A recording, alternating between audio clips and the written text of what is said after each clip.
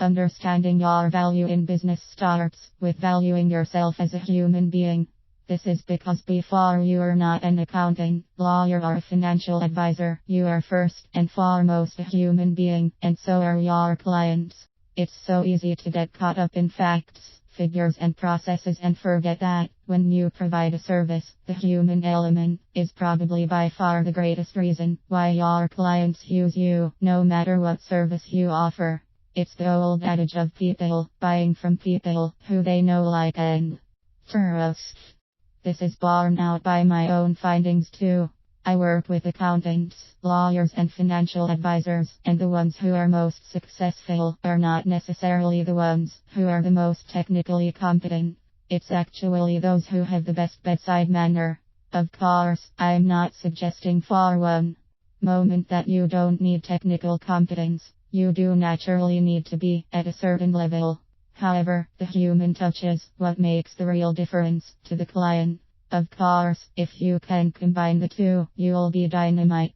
A great example of this is a family lawyer who I recently worked with.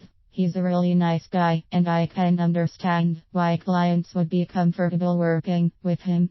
However, he really didn't understand his own value at all. He was discounting fees for no apparent reason and doing extra work without charging. Two of the classic behaviors that service providers can easily fall into if they don't work on understanding their value. One of the biggest light bulb moments he had was when I helped him understand that part of what he gives his clients is actually emotional support. By taking on their problem, whether it be divorce, sorting out finances, or child-related, he is shouldering the burden on their behalf. He had never given that any thought whatsoever.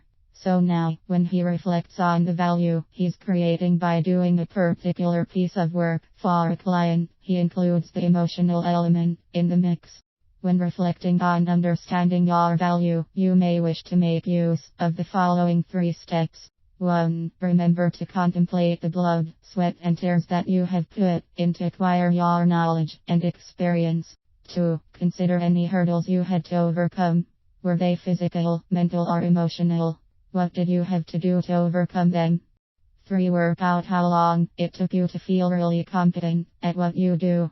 What did it cost you in time, in money? Do you continually improve yourself? For my part, there has been much blood, sweat, and tears, and many hurdles to overcome. In fact, I am still in the process of releasing limiting beliefs, discovering who I really am, and how I would like to operate not only in my business, but also in my private life. I've spent a fortune both in terms of time and money on my own personal development, so that I can be the best me I can be, and therefore create fantastic value for my clients. Self-improvement is an important part of my life, and I will continue to learn, grow, and develop for as long as I live. If you too are committed to self-improvement, you must realize that understanding your value is not something you can do in 5 minutes. It's not even something you can do just once in your business life. It should become a regular feature so that you can make sure that you are creating value for your clients and therefore charging accordingly. And do always remember that, as I wrote at the very beginning of this article, you are a human being first and foremost.